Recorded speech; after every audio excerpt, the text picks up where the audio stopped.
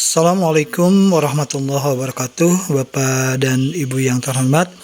Berikut adalah informasi asesmen bagian ketujuh tentang pelaporan kemajuan belajar. Informasi yang mau disampaikan ini bersumber dari Panduan Pembelajaran dan Asesmen Jenjang Pendidikan Dasar dan Menengah SDMI, SMP, MTS, SMA, SMK, dan MA, Pusat Asesmen dan Pembelajaran, Badan Penelitian dan Pengembangan dan Perbukuan, Kementerian Pendidikan, Kebudayaan, Riset, dan Teknologi. Bapak dan Ibu yang terhormat, bagaimana sekolah dapat memilih untuk melaporkan hasil belajar? Pelaporan hasil adalah bagaimana sekolah mengomunikasikan apa yang peserta didik ketahui, pahami, dan bisa dilakukan. Pelaporan menggambarkan perkembangan dari proses pembelajaran peserta didik, mengidentifikasi area yang perlu dikembangkan, dan berkontribusi pada efektivitas pembelajaran. Asesmen tanpa umpan balik hanyalah nilai akhir semata. Oleh karena itu, umpan balik mempunyai peran penting dalam menerjemahkan penilaian dan memperbaiki kinerja. Laporan kemajuan belajar berupa raport merupakan salah satu bentuk pelaporan asesmen yang paling umum dilakukan sekolah dan harus diperhatikan untuk memberikan informasi yang jelas agar berguna bagi orang tua peserta didik dan peserta didik.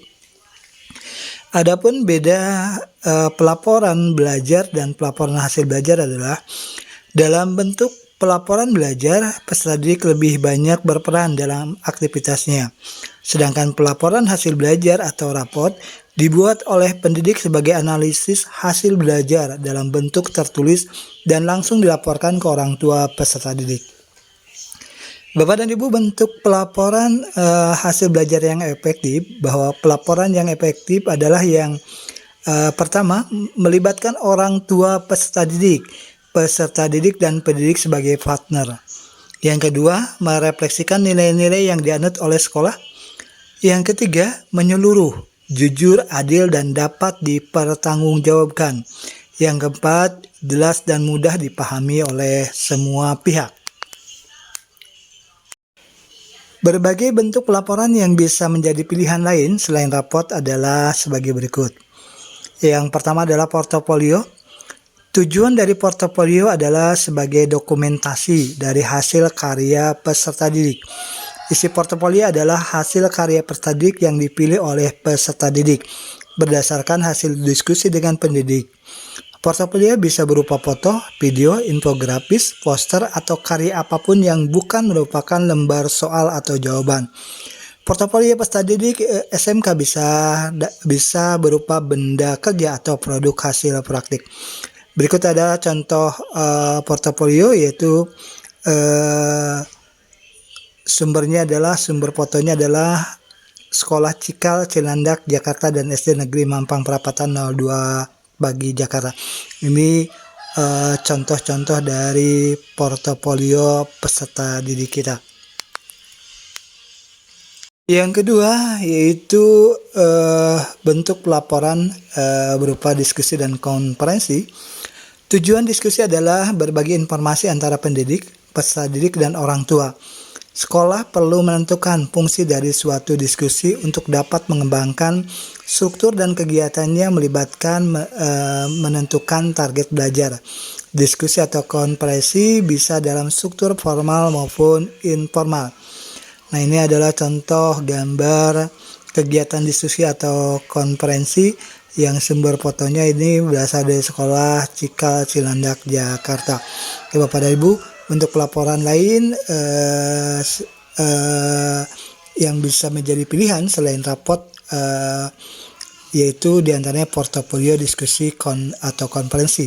Dan contoh berikutnya itu pameran karya. Tujuan dari pameran karya adalah sebagai perayaan proses belajar peserta didik dan juga sebagai asesmen sumatif. Pameran karya berisi proses dari pembelajaran hingga produk dari sebuah proyek belajar.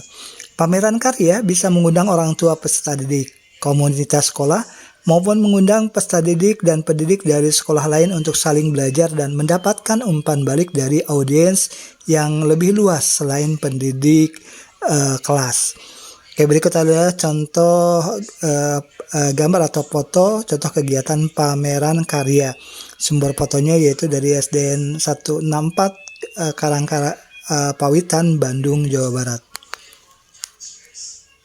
Bapak dan Ibu, ada bentuk-bentuk lain pelaporan hasil belajar peserta didik selain rapot tadi. Pilihannya diantaranya ada portofolio, ada diskusi atau konferensi, ada pameran karya, atau ada pula bentuk-bentuk lainnya.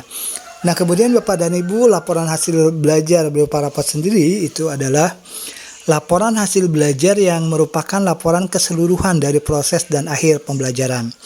Laporan hasil belajar merupakan hasil dari analisis pendidik terhadap perkembangan belajar peserta didik. Laporan hasil belajar dalam rapot ini biasanya diberikan di akhir semester dan di akhir tahun ajaran. Sekolah menentukan format laporan hasil belajar sesuai dengan kebutuhan, fungsi, nilai, dan budaya masing-masing sekolah. Yang perlu diperhatikan dalam melaporkan hasil belajar ini, yang pertama, waktu yang diperlukan untuk mengumpulkan dan mengolah nilai lebih singkat. Yang kedua, pengumpulan dan pengolahan hasil akhir lebih mudah. Yang sebaiknya dihindari sekaitan dengan laporan hasil belajar ini, yang pertama adalah merekayasa hasil tanpa adanya bukti perkembangan pembelajaran. Nah, jadi merekayasa hasil tanpa adanya bukti perkembangan pembelajaran ini harus dihindari. Yang kedua, bahasa yang kompleks dan terlalu ilmiah. Ini juga harus dihindari. Yang ketiga, penggunaan kata atau kalimat negatif ini harus dihindari dalam laporan hasil belajar ini. Kemudian yang keempat yang harus dihindari adalah menilai dengan skor atau angka tanpa deskripsi kriteria. Jadi ini harus dihindari menilai hanya berbentuk skor atau angka tanpa deskripsi. Jadi penilaian ini harus ada deskripsi kriterianya. Bapak dan Ibu yang terhormat, berikut adalah contoh format laporan hasil belajar atau contoh raport. Bagian pertama ini ada atau berisi tentang identitas, yaitu ada identitas nama peserta didik, kemudian nomor induk siswa nasional, sekolah, alamat, kemudian kelasnya kelas berapa, fase pembelajarannya fase pembelajaran yang mana atau keberapa, kemudian semesternya semester pertama atau kedua, kemudian tahun pelajarannya tahun pelajaran tahun berapa dan berapa. Kemudian di format ini juga ada di situ berupa informasi tentang nomor, kemudian mata pelajaran, nilai akhirnya, kemudian capaian kompetensinya. Nomor biasa disesuaikan dengan nomor urut 1, 2, 3, 4 dan seterusnya. Mata pelajaran disesuaikan dengan mata pelajaran yang diajarkan, misalnya pendidikan agama dan budi pekerti, pendidikan Pancasila dan kewarganegaraan, bahasa Indonesia, matematika dan selanjutnya. Kemudian nilai akhir yaitu berisi nilai rapotnya, misalnya tadi pendidikan agama 80, pendidikan Pancasila dan kewarganegaraan 85, bahasa Indonesia 65, matematika dan 80. Kemudian kolom-kolom ini, kolom nomor mata pelajaran nilai akhirnya dilengkapi juga dengan kolom capaian kompetensi. Misalnya saja di situ untuk nomor 2 mata pelajaran pendidikan Pancasila dan kewarganegaraan nilai akhirnya 85. Capaian kompetensinya di situ misalnya menunjukkan pemahaman terhadap Pancasila dan mampu menerapkan dalam kehidupan sehari-hari. Kemudian perlu bantuan dalam membedakan hak dan kewajiban. Nah, Bapak dan Ibu, ingat ketika mengolah hasil nilai pada asesmen bagian sebelumnya gitu kan, bahwa capaian kompetensi ini diambil dari nilai formatif gitu kan, atau nilai dari asesmen formatif atau asesmen konfirmasi asesmen sumatif. Seperti halnya diuraikan sebelumnya, ada 3 alternatif pengolahan nilai, yaitu alternatif pengolahan 1, pengolahan 2, dan pengolahan 3. Berdasarkan pengolahan itu diantaranya yang diambil dengan nilai formatif adalah capaian tujuan pembelajaran tertinggi dan capaian tujuan pembelajaran terendah. Dan kemudian ini tuliskan pada rapat itu pada kolom capaian kompetensi. Misalnya di situ tadi mata pelajaran pendidikan Pancasila dan Kewarganegaraan, nilai akhirnya atau nilai rapotnya 85, kemudian narasi atau capaian kompetensinya menunjukkan pemahaman terhadap Pancasila dan mampu menerapkan dalam kehidupan sehari-hari. Ini diambil dari nilai tertingginya, dari nilai formatifnya. Kemudian yang diambil dari nilai formatif terendahnya itu perlu bantuan dalam membedakan hak dan kewajiban. Contoh berikutnya di sini mata pelajaran bahasa Indonesia, nilai akhirnya 65, kemudian capaian kompetensinya menunjukkan penguasaan dalam mengidentifikasi kosakata baru dengan bantuan kalimat. Kemudian capaian kompetensi berikutnya sekaitan dengan mata pelajaran bahasa Indonesia ini, yaitu perlu bimbingan dalam menjelaskan instruksi lisan terkait tujuan berkomunikasi dengan orang lain. Nah, contoh berikutnya mata pelajaran matematika, nilai akhirnya 60, kemudian capaian kompetensi atau narasinya di situ. Yang pertama menunjukkan perjuangan yang baik dalam mengukur luas dengan menghitung jumlah bujur sangkar berukuran 1 cm persegi. Kemudian capaian kompetensi rendahnya di situ perlu bantuan dalam membulatkan bilangan ke nilai tempat terdekat. Pada format laporan juga ini ada kolom untuk ekstrakurikuler. Misalnya nomor 1 ekstrakurikulernya pramuka. Kemudian ada keterangan di situ capaiannya seperti apa. Misalnya capaiannya baik, mampu menerapkan Widharma maupun Dasadharma, cakap memahami sejarah dan teknik kepramukaan. Kemudian contoh kedua misalnya di situ ekstrakurikulernya sepak bola, keterangannya atau capaiannya di situ baik, menguasai teknik dasar dribbling dan passing serta mampu bekerja sama dalam tim. Kemudian ada kolom untuk kehadiran, sakit gitu kan, itu berapa hari, izin berapa hari tanpa keterangan berapa hari.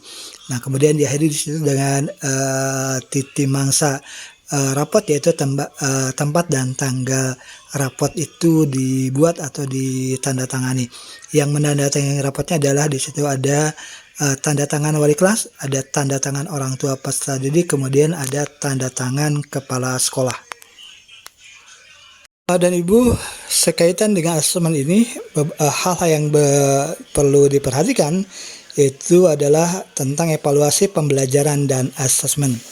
Sekaitan dengan evaluasi pembelajaran dan asesmen ini, yang pertama yang harus dilakukan adalah melakukan refleksi pembelajaran dan asesmen pada masing-masing modul ajar. Pada kegiatan ini, pendidik perlu melakukan refleksi terhadap pembelajaran dan asesmen yang telah dilakukan pada masing-masing modul ajar. Cermati bagian manakah yang telah tercapai dan bagian mana yang belum. Hasil asesmen formatif dapat digunakan sebagai dasar untuk melakukan kegiatan refleksi. Yang kedua, melakukan kegiatan mengidentifikasi apa saja yang sudah berhasil dan apa saja yang perlu diperbaiki. Pada hal yang kedua ini, identifikasi keberhasilan dapat dilakukan dengan memanfaatkan berbagai sudut pandang, seperti kegiatan diskusi dengan teman sejawat, menggunakan data asesmen maupun penilaian dari peserta didik. Kemudian hal yang ketiganya adalah menindaklanjuti dengan memodifikasi modul ajar selanjutnya. Jadi pada langkah yang ketiganya, pada hal yang ketiganya, yaitu melakukan modifikasi modul ajar ini tentunya dilakukan setelah kegiatan evaluasi pembelajaran dan asesmen. Pada kaitan ini, pendidik dapat bekerjasama dengan teman sejawat untuk melakukan pengembangan berdasarkan kebutuhannya. Bapak dan Ibu yang terhormat, demikian informasi sekaitan dengan pelaporan kemajuan belajar peserta didik. Nah, ada berbagai bentuk pelaporan yang bisa menjadi pilihan pada pelaporan hasil belajar ini selain raport. Pilihan tersebut diantaranya pelaporan bisa disampaikan dalam bentuk portofolio, bisa disampaikan dalam bentuk diskusi atau konferensi, kemudian bisa berupa pameran karya atau mungkin ada bentuk-bentuk yang lainnya. Sekaitan dengan laporan hasil belajar dalam bentuk rapor, ya, di situ pada format rapotnya, contoh format rapotnya atau mungkin bisa jadi inspirasi format rapotnya. Ada identitas, mulai dari identitas peserta didik sampai dengan tahun pembelajaran. Ada di situ format yang berisi kolom nomor mata pelajaran, nilai akhir, dan capaian kompetensi. Ada format di situ untuk kegiatan ekstrakurikuler, ada nomor ekstrakurikuler dan keterangannya. Kemudian ada format untuk ketidakhadiran. Dan di situ juga di format laporannya di situ ada yang menandatangani rapat tersebut, diantaranya wali kelas, kemudian orang tua peserta didik, dan kepala sekolah. Demikian Bapak dan Ibu informasi tentang pelaporan kemajuan belajar ini.